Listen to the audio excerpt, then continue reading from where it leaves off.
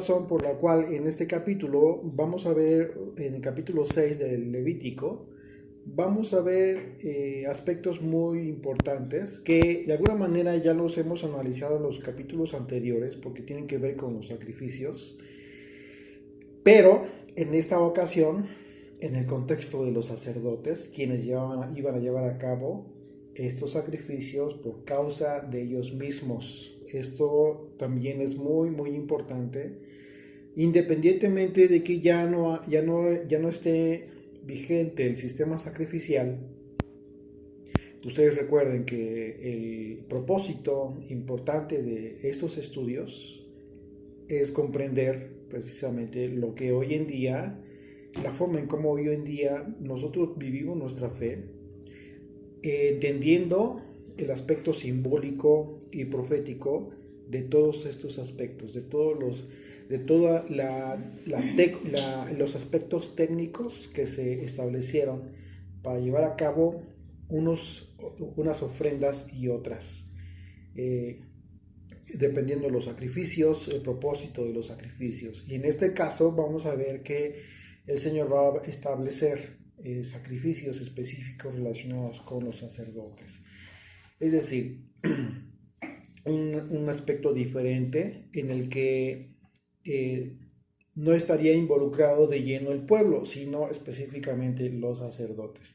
Sin embargo, el capítulo comienza a hablarnos de el tema del robo y las acciones encubiertas, las cosas que se hacen de una forma tal que el ofendido o la víctima no tenga oportunidad de tener pruebas para demostrar la culpabilidad de aquella persona a la que se está haciendo una imputación de algún delito, de algún pecado.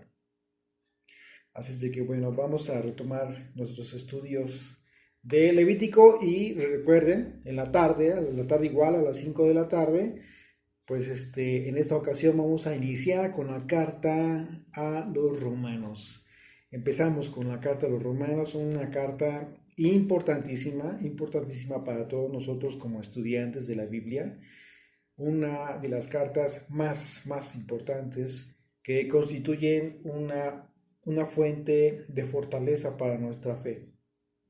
Es una de esas cartas que tenemos que estudiar una y otra vez a fin de esforzarnos en poner en práctica toda la enseñanza que el apóstol Pablo nos comparte a través de la carta a los romanos por causa de haber recibido él mismo el entendimiento, la revelación directamente del Maestro, del Mesías de Israel, Yeshua.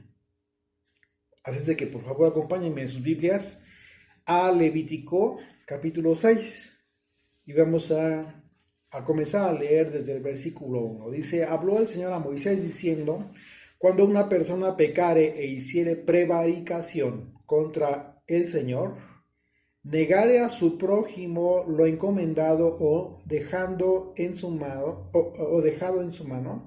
o bien robare o calumniare a su prójimo. Bueno, esta palabra prevaricación es importante porque en el hebreo, que es la palabra mal, se traduce como actuar encubiertamente o de forma traicionera, actuar traicioneramente.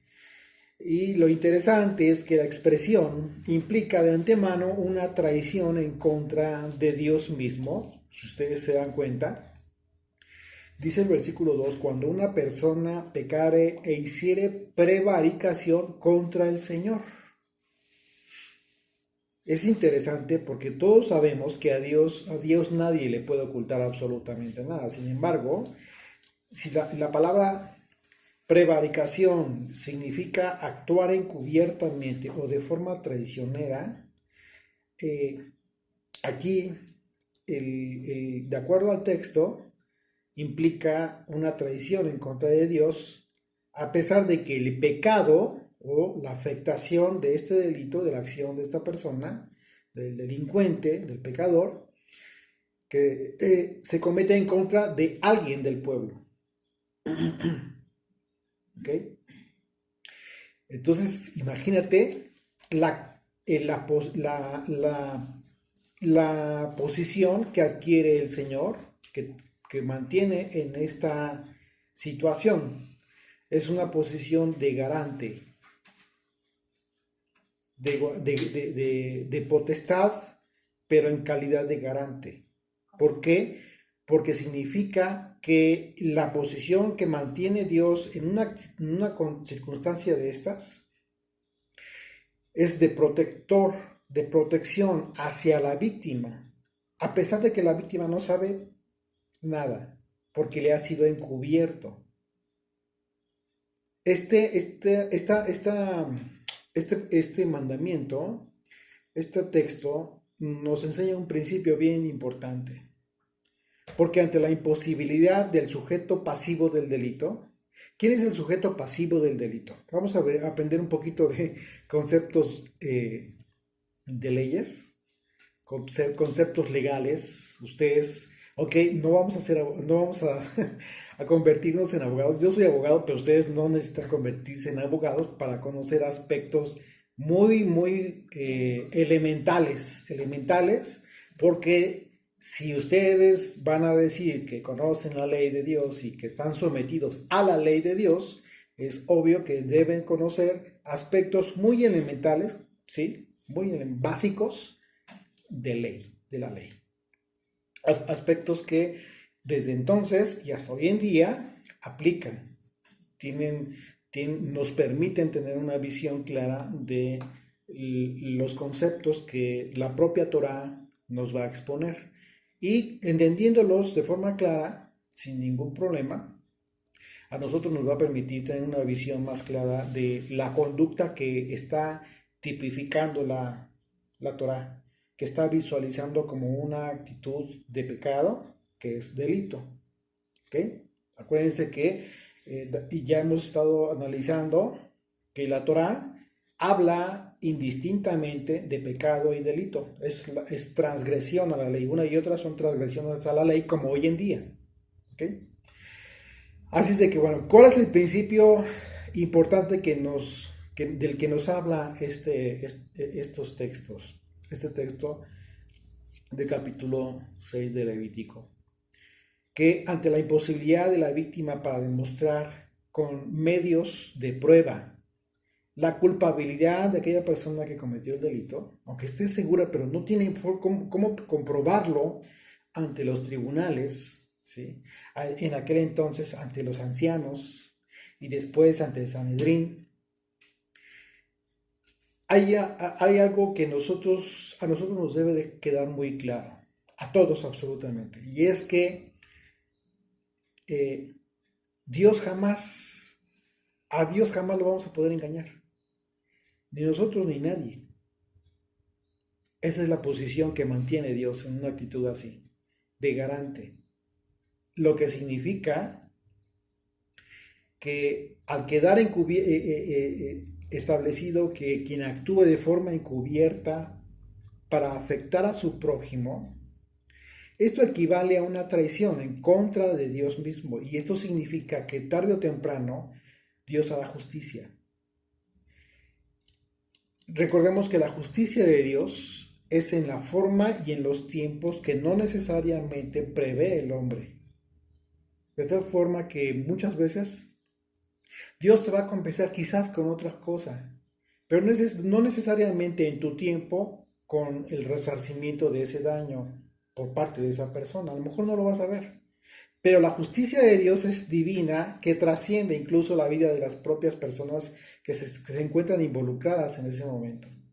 De tal suerte que puede ser que el Señor haga pagar al delincuente en su tiempo o en su generación posterior.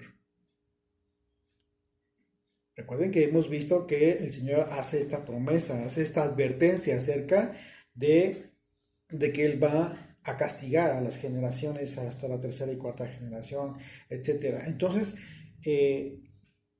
esto es algo que a nosotros nos debe de dejar tranquilos. ¿En qué sentido? Pues de que no necesariamente tienes que acabarte la vida Y los tiempos, años, hay gente que tarda años en juicios y se les va la vida, se les va la salud incluso, con todo el propósito de querer ver justicia, pero quieren ver la justicia del hombre.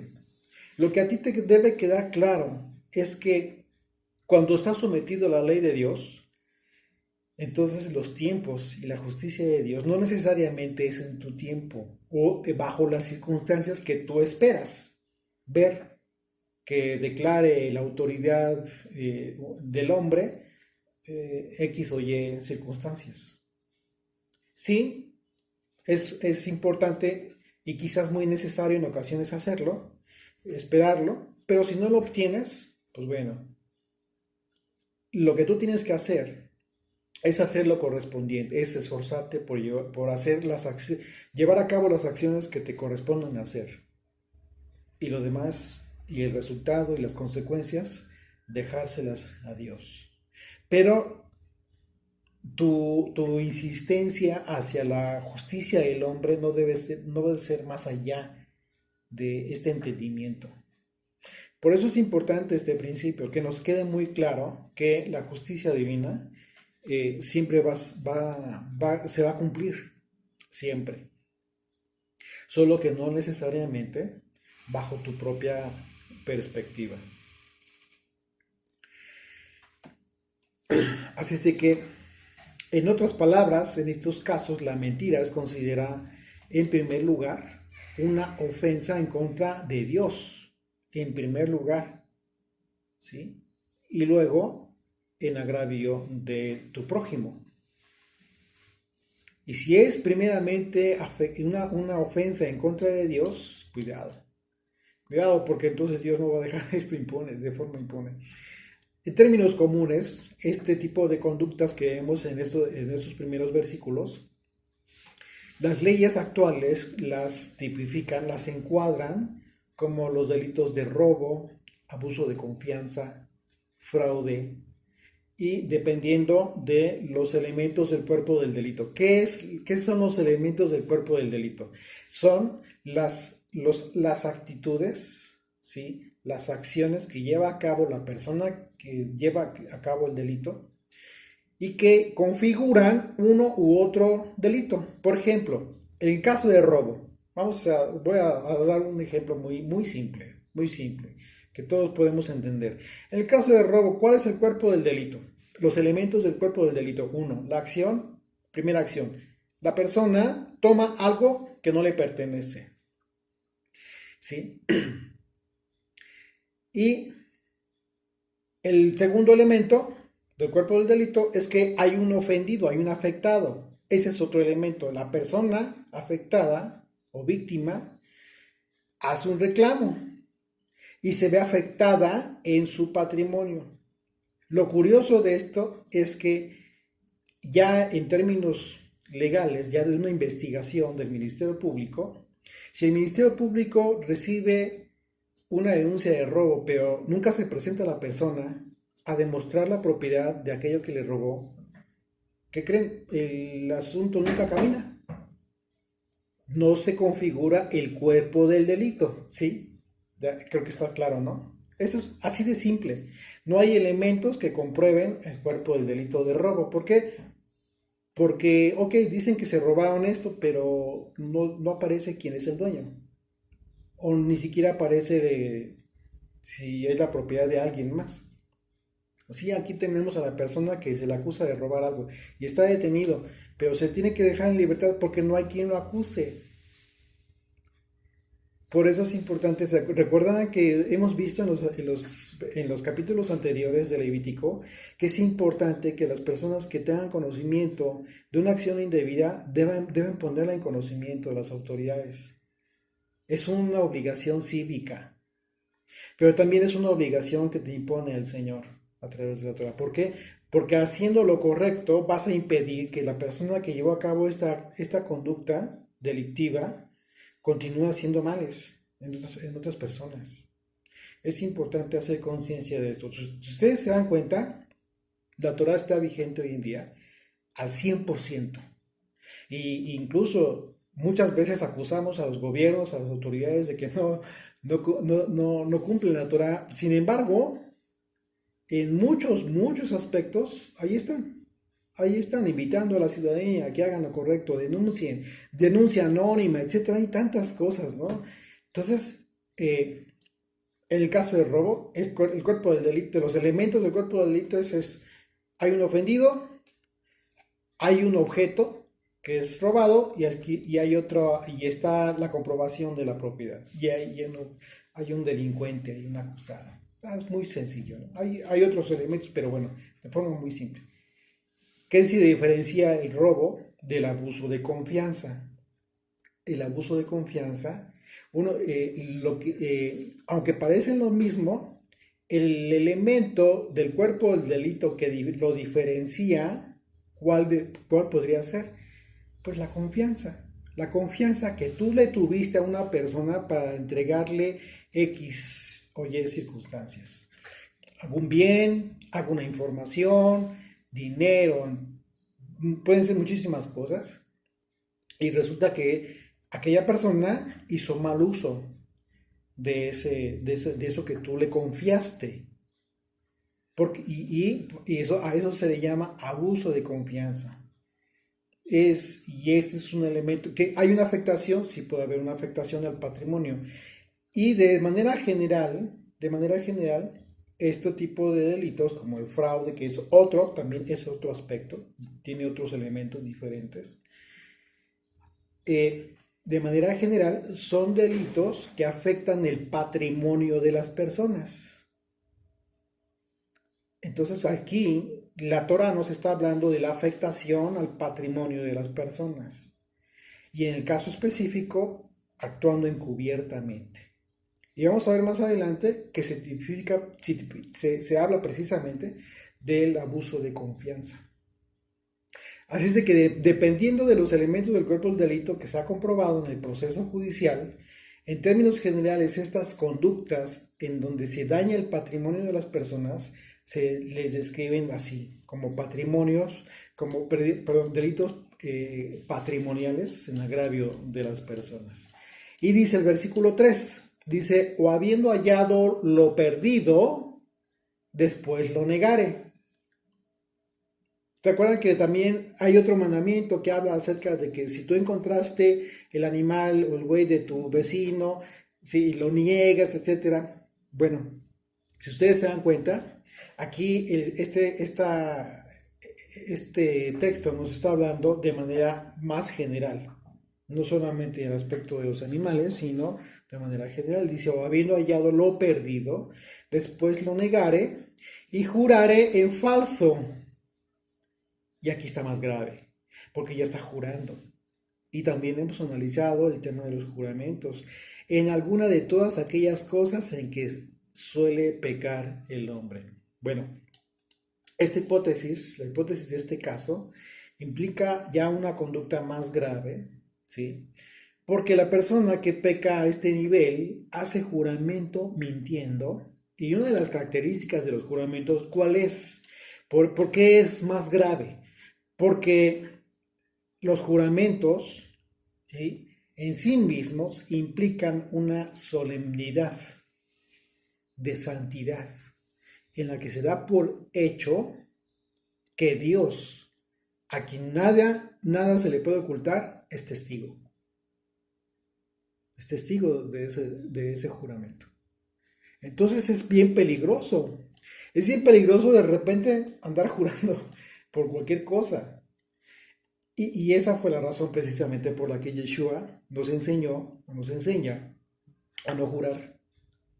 A no jurar, precisamente por cuanto que en un juramento, independientemente de la razón de dicho juramento, pues está implícita la intervención de Dios, una intervención muy, muy importante que no podemos tomar a la ligera, no debemos tomar a la ligera.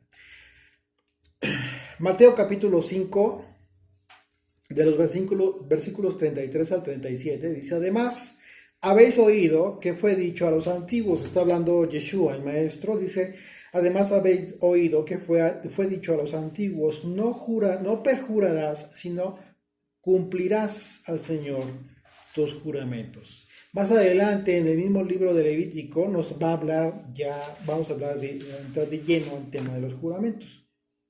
Verso 34 dice, pero yo os digo, no juréis en ninguna manera, ni por el cielo, porque es el trono de Dios, ni por la tierra, porque es el estrado de sus pies, ni por Jerusalén, porque es la ciudad del gran rey, ni por tu cabeza jurarás, porque no puedes hacer blanco o negro un solo cabello. Pero sea vuestro hablar sí, sí, no, no. Porque lo que es más de esto, de mal procede. ¿Qué nos está diciendo el Señor? Evítate problemas, y mejor sostén tu palabra. Es mejor que aprendas el hábito de sostener tu palabra, de decir la verdad. Joshua no consideró que se jurara o no por el padre o simplemente por el cabello de una persona. El mandamiento que dio es para no jurar por absolutamente nada, sino que en nuestro propio hablar haya certeza, haya verdad. Eso es más que suficiente. Y así debería de ser. Así debería de ser. Verso 4 de Levítico 6 dice, entonces, habiendo pecado y ofendido, restituirá aquello que robó. Y aquí se habla ya de la restitución. O el daño de la calumnia, o el depósito que se le encomendó, o lo perdido que halló. Y aquí ya se hablan de las anteriores hipótesis, de las anteriores conductas. Dice una vez más, entonces, habiendo pecado y ofendido, restituirá. Entonces, la palabra restituir aquí en el hebreo es la palabra shuv, que se traduce como, tiene muchas formas de traducirse, pero de acuerdo al contexto acerca del robo, se traduce como recuperar o regresar. Incluso se puede traducir como indemnizar, que implica una restitución mayor. En primer lugar, tendrá que devolver el mismo objeto que robó, si fuera posible. Pero en caso de no poder hacerlo, tendría que haber una restitución. Es decir, en ambos casos, va a decir más adelante la escritura que tenía que añadir, esta persona que está restituyendo el daño, tenía que añadir un 20%, la quinta parte, del valor de lo robado o de lo que se sustrajo indebidamente.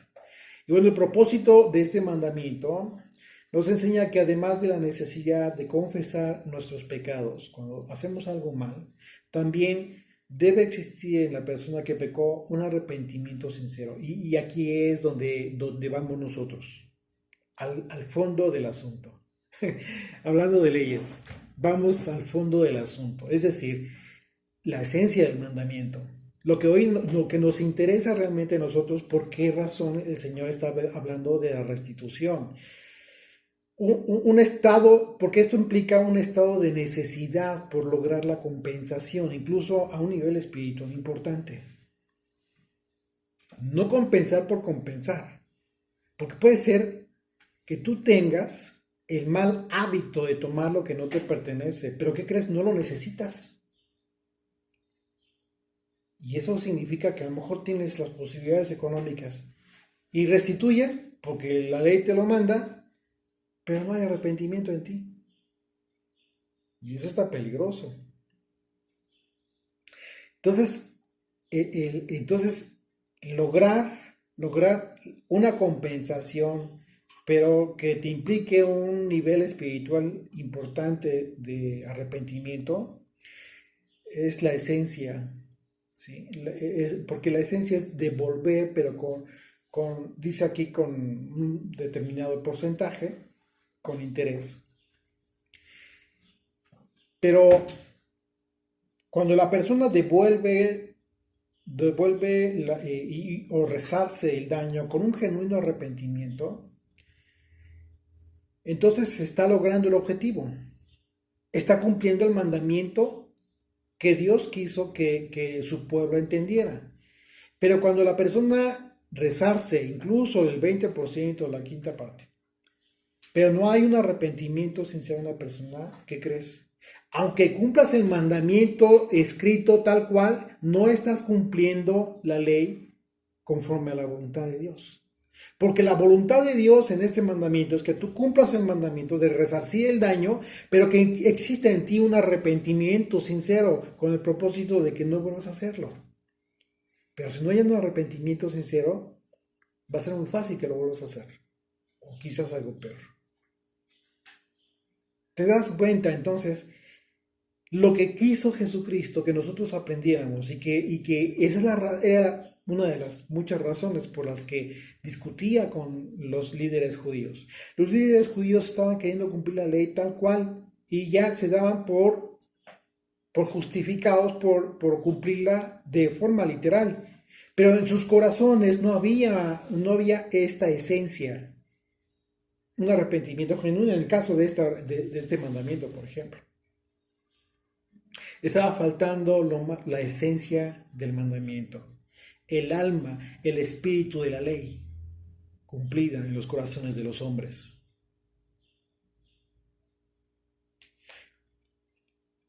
Un ejemplo de lo que sucede cuando hay un arrepentimiento sincero, sin importar que tengas mucho dinero, es lo que le sucedió a Zaqueo. ¿Recuerdan lo que le sucedió a Zaqueo? Acompáñenme a Lucas, vamos a recordar este evento en Lucas capítulo 19. Lucas capítulo 19, de los versículos 5 al 10, por favor. Dice, cuando Yeshua llegó a aquel lugar mirando hacia arriba, le vio a Zaqueo y le dijo, Zaqueo, date prisa, desciende, porque hoy es necesario que pose yo en tu casa. Entonces él descendió a prisa y le recibió gozoso. Al ver esto, todos murmuraron, diciendo que había entrado a posar con un hombre pecador. Recuerden que la actividad que llevaba a cabo Zaqueo pues era un recaudador de impuestos y trabajaba para Roma. Entonces Zaqueo, puesto en pie, dijo al Señor, he aquí, Señor, la mitad de mis bienes doy a los pobres. Era un hombre rico, Zaqueo. Y dice, la mitad de mis bienes doy a los pobres. Y si en algo he defraudado, justo el tema del que estamos hablando, si en algo he defraudado a alguno, se lo devuelvo cuadriplicado. No la quinta parte, no el 20% más, sino cuadriplicado. Imagínate. ¿Qué significa esto? Esto te dice claramente que no importaba que tuviera mucho dinero, realmente tenía un arrepentimiento sincero, Zaqueo. Y eso estaba siendo manifiesto. Verso 9 dice, Yeshua le dijo, hoy ha venido la salvación a esta casa. Claro, porque fue testigo Jesucristo de lo que había realmente en el corazón de este hombre. Dice, por cuanto él también es hijo de Abraham. Porque el Hijo del Hombre vino a buscar y a salvar lo que se había perdido. Claro. Por supuesto, esta es la forma en cómo el Señor recupera, salva lo que se ha perdido. Si tú eres una oveja perdida de Israel,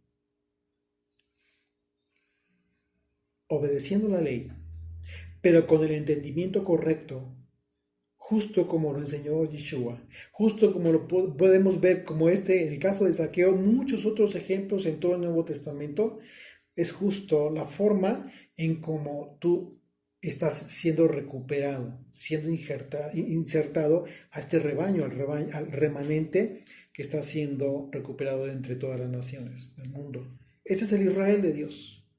Ese es el Israel por el que vino Yeshua. No he sido enviado, sino a las ovejas perdidas de la casa de Israel. Y hablando de la casa de Israel, pues estamos hablando de Zaqueo, era un judío. Pues por supuesto que Judá también está incluido. Pero no estamos hablando de Judá específicamente de los ortodoxos, del pueblo ortodoxo. Yo estoy seguro que hay muchos de ellos que, por supuesto, que el Señor les ama y también en su momento les va a ser revelado el Mesías. Pero no estamos hablando específicamente de todos, sino de todo el Israel disperso entre todas las naciones del mundo, tú, yo, cualquier extranjero, cualquier gentil, que en un momento dado esté entendiendo el propósito de la venida de Jesucristo y que esté rectificando su camino, el camino de su vida hacia este propósito, entonces está siendo recuperado, está siendo esta parte de este remanente que está recuperando el Señor. Así que bueno, en este caso, pues es claro que Zaqueo fue mucho más allá del cumplimiento del mandamiento prescrito por la Torá. Y la razón, precisamente, fue el grado de arrepentimiento que tuvo Zaqueo. Imagínate que en ese momento Zaqueo tuvo la revelación del Hijo de Dios en su casa. Justo sucedió lo que dijo mismo Yeshua: arrepentíos, porque el reino, hablando del mismo, el reino de los cielos se ha acercado. Zaqueo entendió, tuvo la revelación de que se acercó el reino de los cielos y él dijo: de aquí soy, esta es mi oportunidad. Y no la dejó ir. Y procedió al arrepentimiento y dijo: rezarzo, lo que tenga que rezar, sí, no me importa, le doy la mitad de mis bienes a quien haya defraudado, a los pobres, y aparte esto, imagínate, despreció a ese nivel la riqueza material porque la riqueza eterna estaba justo en su casa. Esto es justamente lo que busca Dios en nosotros, en todos aquellos que proceden al arrepentimiento. Porque el arrepentimiento es la esencia de toda restitución, que busca Dios. En todo aquel que se ha equivocado, que ha pecado, que ha transgredido la Torah, no importa de qué manera. Dicho de otra manera, cumplir el mandamiento de la restitución por el pecado sin existir arrepentimiento, el objetivo de la ley, no es alcanzado, de todas maneras. Por más perfección que exista en el cumplimiento de la restitución material, por cuanto que los frutos dignos de arrepentimiento son expuestos en acciones, las acciones mismas de las personas, y eso trasciende a todo sistema sacrificial. Por supuesto, para dar paso a los frutos que son claramente visibles por los hombres. Acompáñame a Lucas 3, por favor. Lucas capítulo 3, del versículo 7 al 14, decía a las multitudes que salían para ser bautizadas por él. Estamos hablando de esta expresión que va a ser Juan el Bautista. Fíjate bien, porque todos están yéndose a bautizar. ¿Qué es lo que representa o qué significa el bautizo? ¿Qué es? Tiene que ver precisamente con una purificación. Y la purificación, ¿por qué? Precisamente por causa del arrepentimiento, por causa de venir al Señor. Dice: y decía a las multitudes que salían para ser bautizadas por él: oh generación de víboras, ¿quién os enseñó a huir de la ira venidera? Terrible, tremendo, fuerte, duras palabras de Juan el Bautista, pero tuvieron un propósito, por supuesto, muy justificado. Verso 8: haced pues frutos dignos de arrepentimiento. Eso, ok, sí, se vienen a bautizar, vienen a sumergirse al agua, sí, pero lo más importante es que hagan frutos dignos de arrepentimiento. ¿Ya te diste cuenta? Justo lo que hemos estado hablando siempre acerca del bautizo. En el nombre de Yeshua, sí. Pero es un simbolismo. Y se queda como simbolismo sin frutos en el momento que tu vida sigue igual. Pero si esto para ti es importante, vas a hacer lo que dijo Juan. vas a hacer frutos dignos de arrepentimiento, y no comencéis a decir dentro de vosotros mismos, tenemos a Abraham por padre, porque os digo que Dios puede levantar hijos a Abraham aún de estas piedras. No pretendas justificarte con tal de decir, pues yo soy de las multitudes de Abraham. Ah, yo soy de las raíces hebreas. Ah, yo soy de X denominación mesiánica. Ah, yo me convertí al judaísmo. Pero no te va a salvar eso. Nada tiene que ver. Si Juan el Bautista a los propios judíos les dijo, sin importar que sean hijos de Abraham, les prometo que Dios va a ser hijos dignos de estas piedras. Imagínate a qué nivel Dios estuvo dispuesto a restaurar a Israel, a purificar a Israel. Verso 9, y ya también el hacha está puesta a la raíz de los árboles, por tanto, todo árbol que no da buen fruto se corta y se echa en el fuego. Más vale que des frutos dignos de arrepentimiento, tangibles, acciones tangibles, reales, no fingidas, que muestren tu verdadero arrepentimiento. ¿Qué significa tu teshuvah?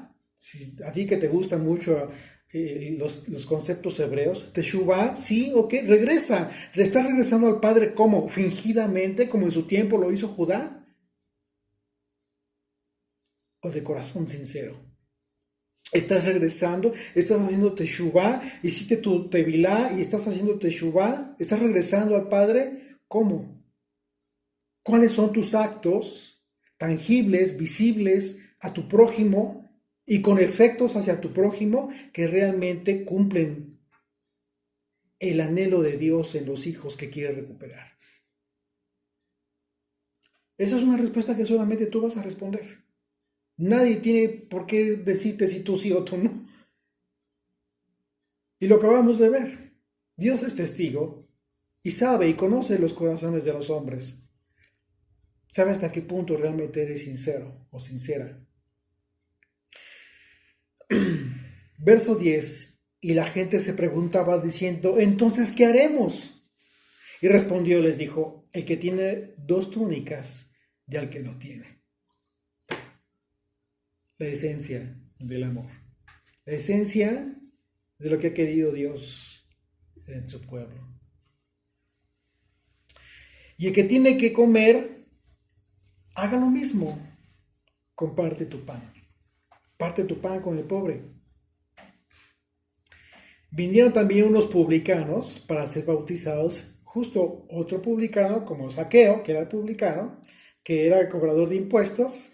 Estos publicanos vienen, Señor, que trabajaban para Roma, pero que muchas veces hacían las cosas mal. Cobraban impuestos de más, intereses muy cargados, afligían al propio pueblo.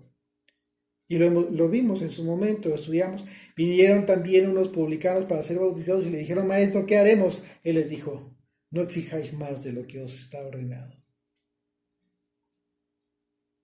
Sí, hagan su trabajo, cumplan con su trabajo, pero no se pasen. No cobren más de lo que está ordenado. También les preguntaron unos soldados diciendo, ¿y nosotros qué haremos? Y él les dijo, no hagáis extorsión a nadie.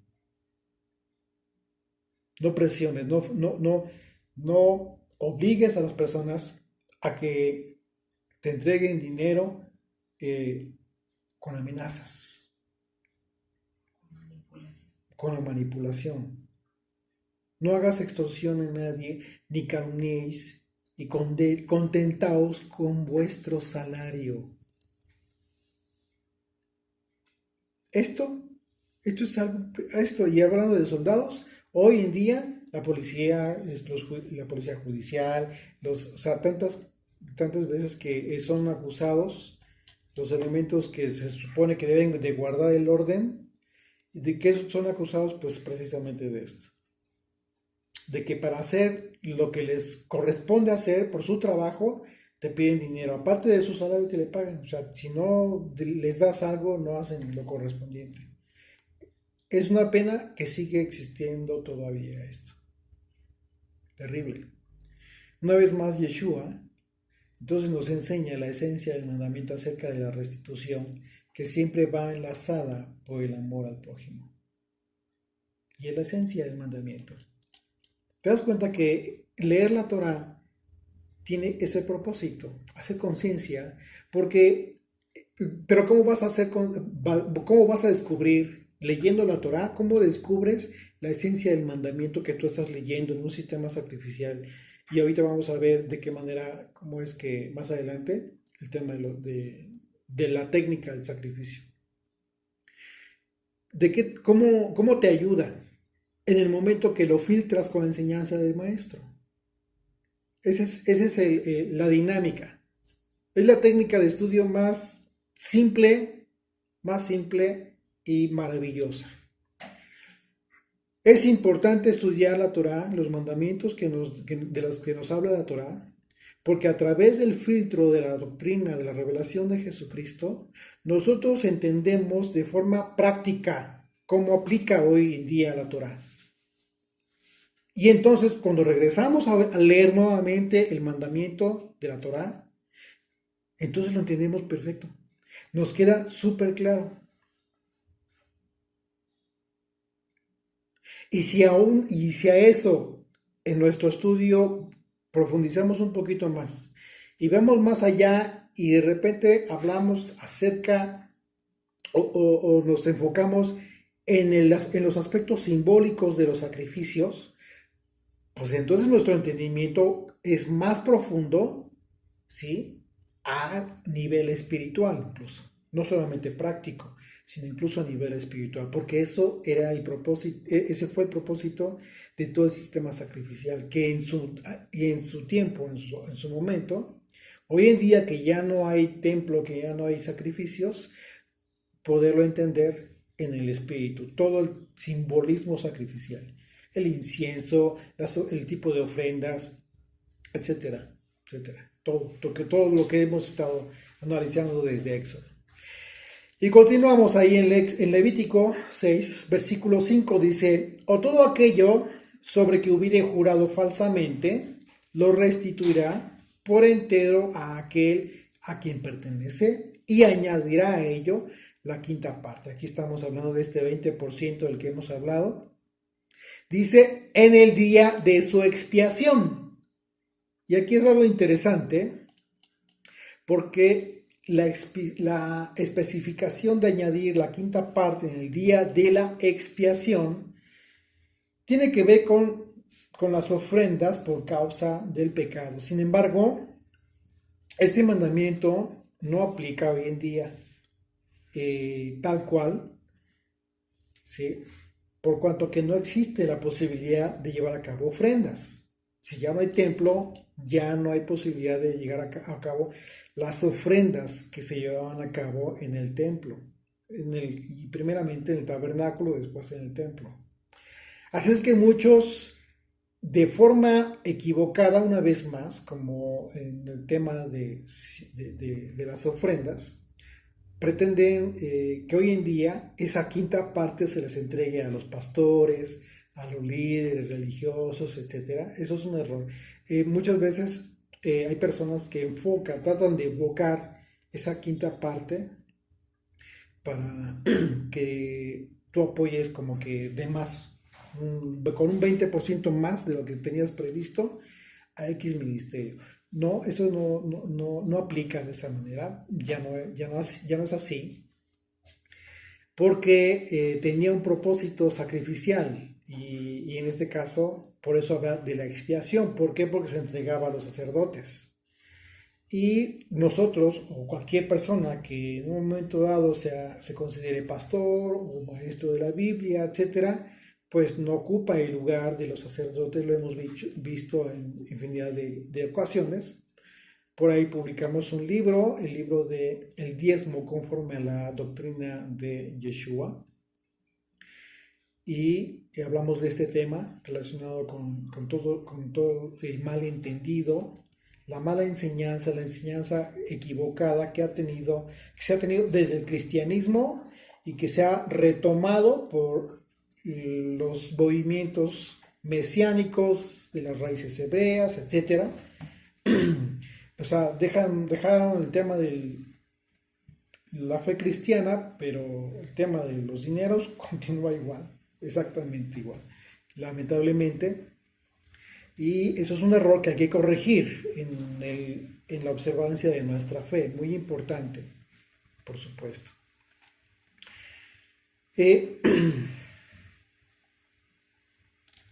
Así es de que bueno, y bueno, en esto tiene aplicación importante el tema, considerar que el tema de la expiación, si hablamos de la expiación, pues recordemos que Yeshua, que es nuestra expiación, él ya cumplió con todo mandamiento relacionado con ese tema. Y bueno, a continuación se hace referencia precisamente al tema, porque al mencionar ofrendas que ya han sido mencionadas en los capítulos previos, ¿sí? Les comentaba en un principio de este libro de Levítico, se va a hablar de aspectos técnicos, ¿sí? Pero a diferencia de esta ocasión que se describen estos mandamientos, es en forma directa a los sacerdotes. En aquel entonces, desde el capítulo 1, se hace mención de todas las ofrendas, los sacrificios, las ofrendas de paz, etcétera, en relación a las personas. Pero en este caso no, en este caso la ley va a hablar de los sacrificios que tienen que llevar a cabo los sacerdotes en relación a ellos. ¿Ok? Así es de que se van a describir estos mandamientos de las ofrendas en relación directa a los sacerdotes con todo el servicio sacrificial. Es decir, que Dios estableció aspectos técnicos relativos al servicio de los sacerdotes. Y es interesante porque haciendo esta diferencia, ¿sí? Hay una cita de Orígenes de Alejandría que escribió lo siguiente, lo voy a leer tal cual. Dice, en los demás sacrificios legales de la ley de la Torá, el sumo sacerdote suministra el servicio al pueblo, pero en este oficio se preocupaba de las cosas que le son propias y cumple en lo que se refiere a sí mismo. Así es de que vamos a ver lo que dice este capítulo a partir del versículo 6, si me ayudas a leer, por favor, del versículo 6 al versículo 13. ¿De qué cita? De Levítico 6. Y para la expiación de su culpa traerá el Señor un carnero sin defecto de los rebaños, conforme a tu estimación, y lo dará al sacerdote para la expiación. Y el sacerdote hará expiación por él delante del Señor y obtendrá perdón de cualquiera de todas las cosas en que suele ofender. Habló aún el Señor a Moisés diciendo, manda a Aarón y a sus hijos y diles, esta es la ley del holocausto. El holocausto estará sobre el fuego encendido sobre el altar toda la noche hasta la mañana. El fuego del altar arderá en él, y el sacerdote se pondrá su vestidura de lino, y vestirá calzoncillos de lino sobre su cuerpo, y cuando el fuego hubiere consumido el holocausto, apartará él las cenizas de sobre el altar y las pondrá junto al altar. Después se quitará sus vestiduras y se pondrá otras ropas, y sacará las cenizas fuera del campamento a un lugar limpio. Y el fuego encendido sobre el altar no se apagará, sino que el sacerdote pondrá en él leña cada mañana y acomodará el holocausto sobre él y quemará sobre él las grosuras de los sacrificios de paz. El fuego arderá continuamente en el altar, no se apagará. No se apagará, así es. En esta técnica nosotros podemos ver una analogía muy hermosa en relación a lo que implicaba mantener encendido el fuego del altar. constantemente. El fuego que estaba en el altar, el tabernáculo, había caído del cielo, ¿sí? Los sacerdotes estaban encargados de mantenerlo vivo constantemente, y lo único que hacía falta, que era poner leña. Y aquí vemos simbolismos muy importantes, porque en un sentido simbólico podemos ver la importancia de mantener encendido el fuego en nosotros mismos. ¿Se acuerdan como lo que hemos analizado acerca del holocausto, que ya no existe el templo, ya no existe el tabernáculo, y tampoco el lugar donde se llevaban a cabo estas ofrendas, se quemaban, etcétera, etcétera, el altar, y lo que representa hoy en día, o cómo podría representar simbólicamente hablando el altar, qué es lo que representaría. Así es de que podemos entender la importancia si nosotros entendemos que este fuego en nosotros mismos tenemos que mantenerlo vivo. Debemos ser como sacrificios vivos, entonces, al Señor, como lo dijo el apóstol Pablo. Si nosotros somos sacrificios vivos, nosotros, simbólicamente hablando, en nosotros está ese altar, edificado para el Señor. ¿Ok? Por cuanto que nosotros ya hemos recibido el fuego por el que hemos sido bautizados. Hemos sido bautizados en fuego por Yeshua, conforme a las palabras de Juan el Bautista. Yo los bautizo en agua, pero detrás de mí viene uno quien los bautizará en fuego. Así que como sacerdotes hacían cada mañana, ¿qué es lo que hacían? Agregar leña al fuego para mantenerlo siempre vivo el fuego. Así que nosotros debemos hacerlo entendiendo desde luego lo que estaría representado por la leña y lo que permite que el fuego se mantenga encendido. La leña tiene que ver con un árbol, ¿estás de acuerdo? Bueno, un árbol que ya vivió y que ya murió. Acompaña a Proverbios 3. Dice, versículo 18, ella es árbol. ¿De quién está hablando? De la Torah, de la ley de Dios. Ella es árbol de vida a los que de ella echan mano. Y bienaventurados son los que la retienen. Así que el proverbio nos dice que la Torah es como un árbol. Y si nosotros echamos mano de la Torah, ¿qué es lo que va a hacer en nosotros? Vamos a ser bienaventurados, vamos a ser dichosos. Por cuanto que la retenemos, no solamente la leemos y nos olvidamos, sino que la mantenemos viva, la hacemos viva en nosotros. Ahora acompáñame a Juan 15, por favor, versículo 1. Y veamos cómo es que Yeshua mismo se hace ver como un árbol. Dice Juan 15, 1, yo soy la vid verdadera y mi Padre es el labrador. Todo pámpano que en mí no lleva fruto lo quitará, y todo aquel que lleva fruto lo limpiará para que lleve más fruto. Así es de que estos versículos nos hablan del simbolismo que relaciona al producto de un árbol, que es la leña, con la Torah y con el Mesías, con Yeshua. Imagínate qué importante es esta relación. Ambos en nuestras vidas van a mantener vivo el fuego que nos da vida, una vida con sentido. Y la leña, pues es el producto de la vida y de la muerte, ¿sí? ¿Por qué? Porque es un árbol que vivió, pero que ya murió también, como lo describe Proverbios. Y también como el Mesías, en relación a lo que dice el apóstol Juan. Así como la leña es el producto de un árbol que vivió, después murió, así la muerte y la resurrección de Jesucristo, a ti y a mí nos ha dado una vida. Y para mantenerla, ¿sí? mantener en nuestras vidas este fuego, pero para vida eterna.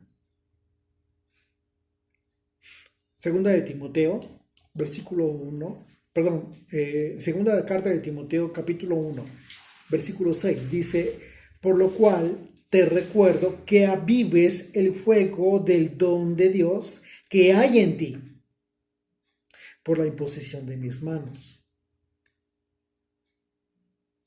Así de que pues resulta muy interesante esta analogía, una analogía simbólica también muy hermosa en relación a esta labor que llevaban a cabo los sacerdotes con todo el propósito de mantener vivo el fuego que había caído del cielo y que debía mantenerse constantemente encendido en este altar, en el altar de los sacrificios. Y vamos a ver ahorita el tema relacionado con la técnica que Dios ordenó para los sacerdotes para llevar a cabo esto. Ahora sí, por favor, me ayudas a leer a partir del versículo 14 hasta el versículo 28, por favor. Esta es la ley de la ofrenda. La ofrecerán los hijos de Aarón delante del Señor ante el altar, y tomará de ella un puñado de la flor de harina de la ofrenda y de su aceite, y todo el incienso que está sobre la ofrenda, y lo hará arder sobre el altar por memorial, en olor grato al Señor. Y el sobrante de ella lo comerán Aarón y sus hijos. Sin levadura se comerá en un lugar santo. En el atrio del tabernáculo de reunión lo comerán. No se cocerá con levadura. La he dado a ellos por su porción de mis ofrendas encendidas. Es cosa santísima, como el sacrificio por el pecado y como el sacrificio por la culpa. Todos los varones de los hijos de Aarón comerán de ella. Estatuto perpetuo será para vuestras generaciones tocante a las ofrendas encendidas para el Señor. Toda cosa que tocare en ellas será santificada.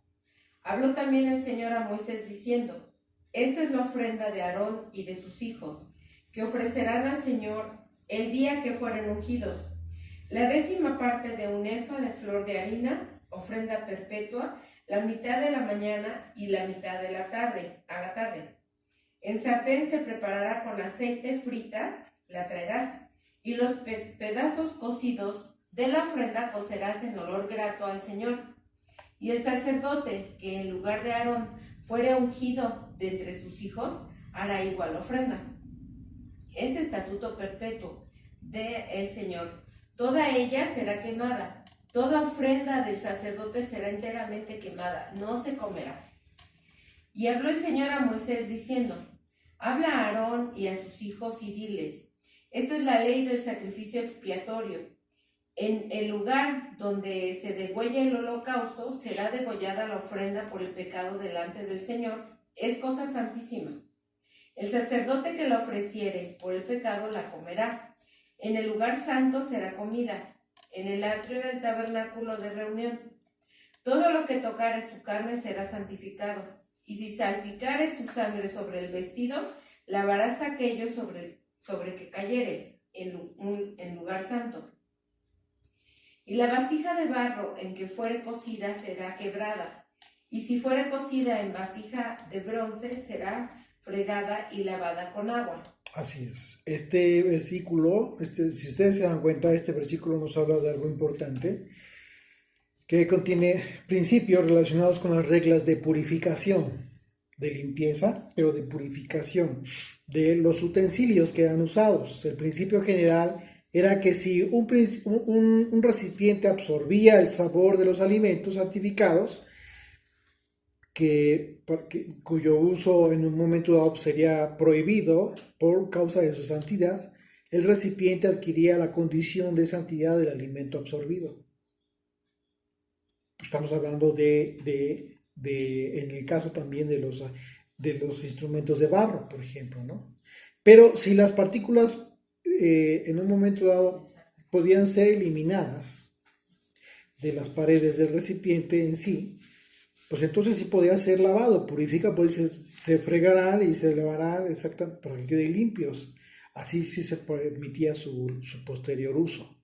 Pero en el caso del barro no, porque absorbía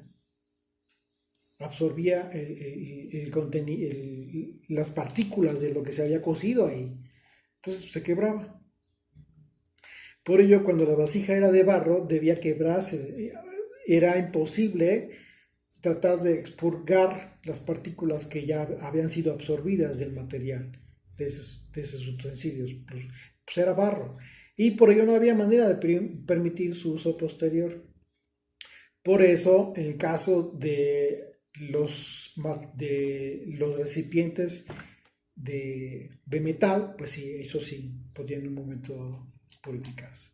Dice versículo 9 y 30, dice, todo varón de entre los sacerdotes la comerá, es cosa santísima, mas no se comerá ninguna ofrenda de cuya sangre se metiere en el tabernáculo de reunión para hacer expiación en el santuario, pero al fuego será quemada. Así es de que cuando las ofrendas por el pecado, tanto de los jefes como del pueblo, debían ser comidas por los sacerdotes en lugar santo, es decir, en el atrio. Eran cosas santísimas. Cualquiera que las tocara debía ser santo. En algunos casos el sacerdote oficiante tenía el derecho pues ahora sí que exclusivo a la parte que le correspondiera de los sacerdotes. Y esto no ocurría en el caso de los sacrificios por el pecado. Hoy en día, pues esta enseñanza, ¿de qué nos habla?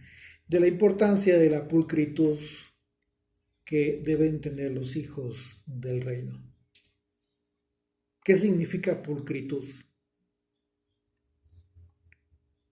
Puros. La pureza, la limpieza, el cuidado que debemos tener en todo lo que nosotros hacemos. Ser pulcros en todo lo que nosotros hacemos, porque es pensando como si fuera un servicio para el Señor. ¿Okay? En la medida en que nosotros ofrezcamos sacrificios espirituales, es como debemos tener presente nuestra santidad delante del Señor. Con nuestro fuego siempre encendido, ¿sí? Eso sí, habiendo entendido que Él ya nos ha dado ese fuego que ha avivado nuestras vidas. Y que el oxígeno, fíjate una parte muy importante, porque también para que el fuego se mantenga vivo debe haber oxígeno, aire. Y el oxígeno que necesita este fuego también ha sido provisto por parte del Padre. ¿Y cuál es el simbolismo del oxígeno? Pues el Ruach HaKodesh, el espíritu, el viento. Se traduce viento como Ruach en el hebreo, y para nosotros lo podemos entender como el Ruach HaKodesh. Así es de que ya entendimos el simbolismo de la madera, el fuego, y estamos entendiendo que para que exista este fuego avivado, se mantenga vivo, tenemos que tener presente que no debe faltar la Torah en nuestras vidas, no debe faltar el testimonio de Jesucristo en nuestras vidas, y tampoco debe faltar su espíritu. Pedro escribió lo siguiente: vosotros también, como piedras vivas, sed edificados como casa espiritual y sacerdocio santo, para ofrecer sacrificios espirituales aceptables a Dios por medio de Jesucristo.